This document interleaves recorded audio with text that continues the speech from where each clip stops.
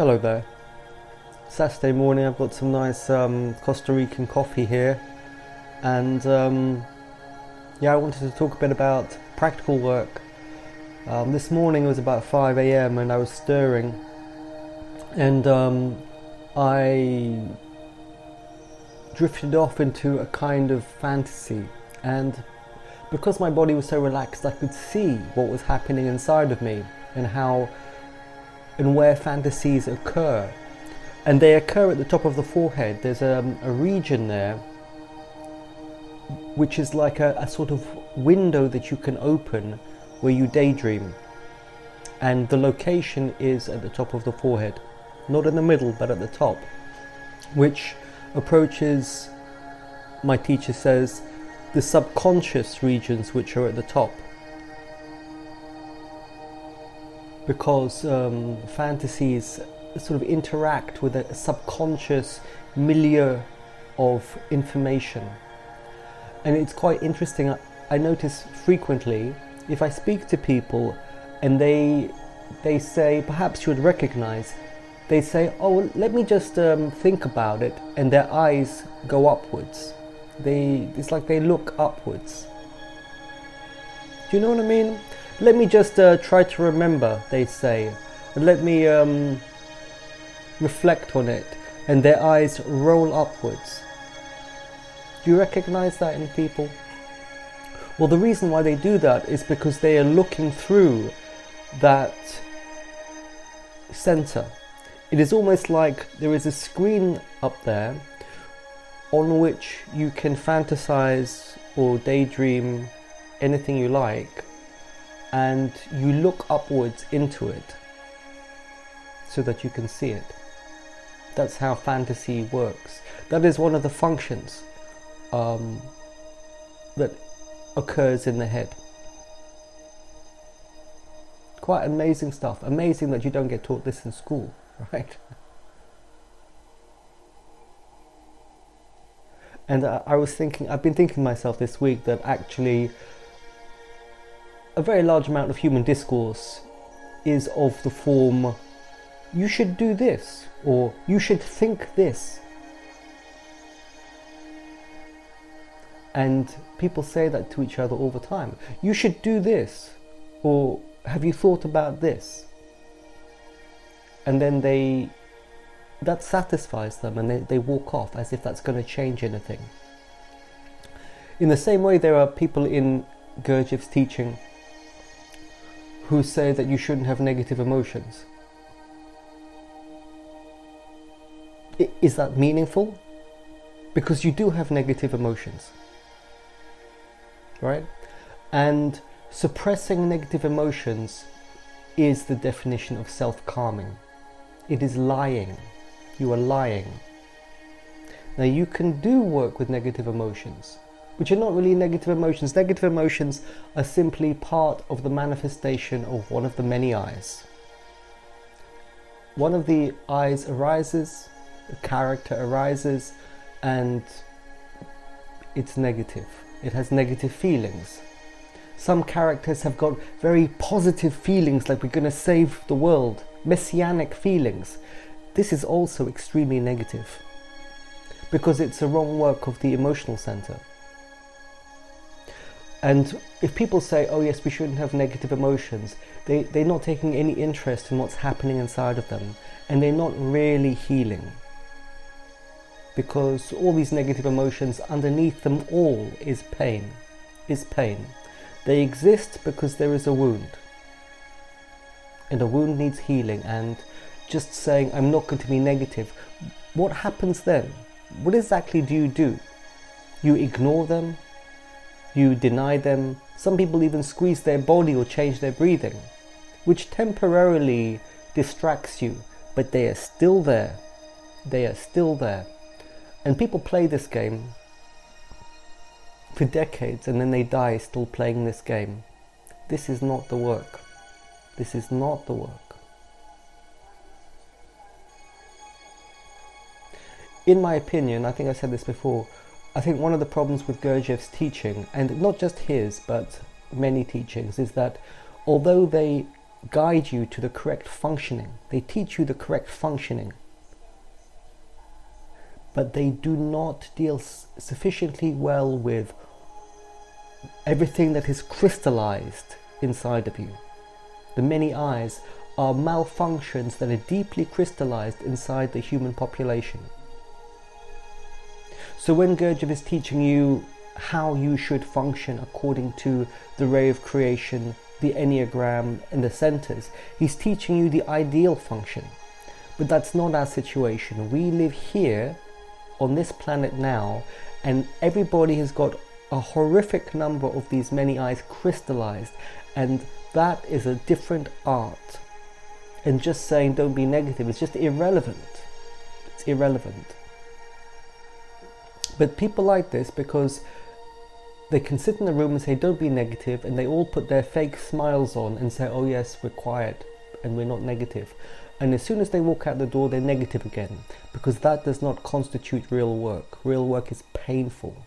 You have to go down, and you have to speak to these parts of you. You have to integrate them, you have to heal them, you have to feel their pain. There's no escape from that. There is no escape.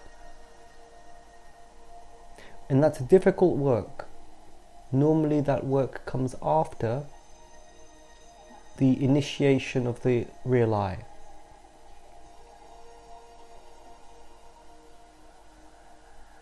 Once the real I is initiated, you have enough solidity inside you to then do the real shit work. Anyway, yesterday I was walking down the street and I thought, okay, let's do some work. Observe the functions. First of all, the moving center. I'm walking, trying to feel the spine itself, like a centipede in the back, and that sort of animal power, the animal moving, alone, with no mental content, no emotional connection. I think it's very hard because in fact animals, like panthers, they are feeling their emotions and their body together. They are not doing the fourth way, you know. To feel the moving center alone is quite a strange thing. It's very abstract, I think, or very earthy. And then with the emotional center, I was trying to recall songs from a kind of holiday feeling and let them permeate inside of me, like that rhythm. You know, imagine being on a beach in Thailand or something with a sunset, swaying, skipping, happy feeling, and to allow my body to respond to it. So of course, in order to do this, I've got to be able to very clearly separate myself and allow the body to be as it is, and then play music and watch it dance around. And my body, as I was walking, started to sway. Very clear, it started to sway because that was the music that I was playing, and that is kind of communicating with the emotions, music, emotions, color, emotions. Of course, here I'm not working solely on the emotional center because I'm seeing the emotional center reflected in the moving center in my gait, right? And the next thing with the mental center, I wasn't sure how to do this, but I thought, okay, well, let's imagine that I work in a city and my head is ferociously full of calculations. You know, it's kind of crunched up, and then my body, I think the connection between the mental center and the body is further away. It's not quite as intuitive as with emotions. But yeah, if my head starts to make a lot of ferocious calculating and overthinking, then my body certainly is kind of dragged down the street, like an unwilling participant in this mental thing. So I could see that.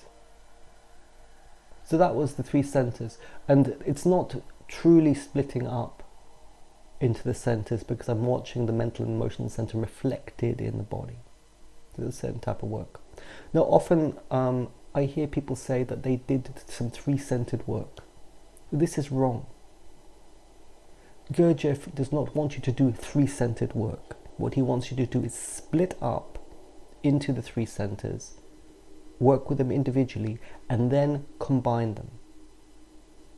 Yeah. You cannot do three-centered work on its own. That's a wrong practice.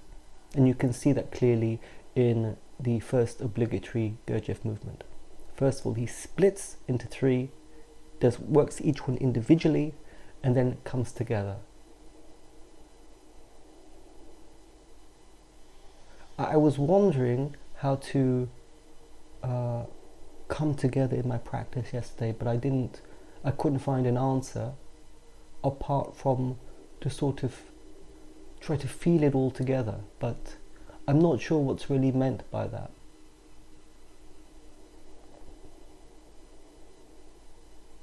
If you try to activate all three centers together, that's not really a three-centered activity. That means the three centers are active, but it doesn't mean that they are working together.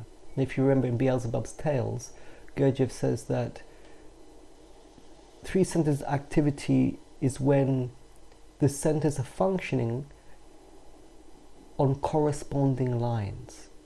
He says that the subsequent centers are processing corresponding material to the initiating center. So it's not that they are just active. They have to be integrated in their functioning. I felt that very clearly during doing sewing, but I'm not quite sure what it means or how it happens.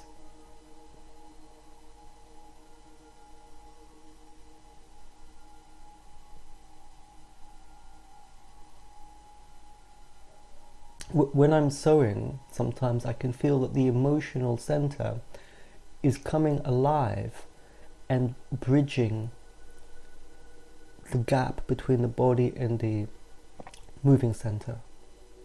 And then I know I'm in the zone.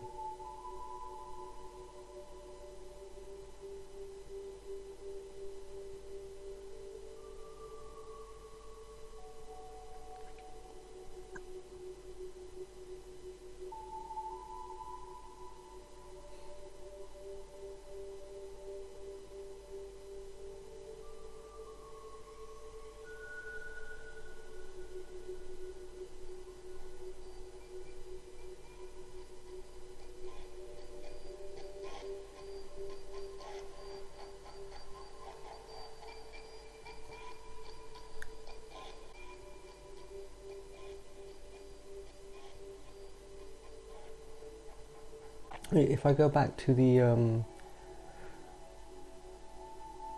fantasizing region at the top of the forehead, as the images flow there, it triggers functioning in the centers, and so it can be very degenerative because it causes the centers to leak energy and all sorts of nonsense. And of course, you become addicted to that.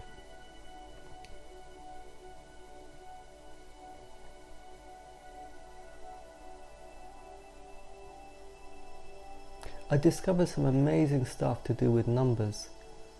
To do with the living energy of numbers. I'm going to do a video about that. Anyway, that's all I got for today. Take care.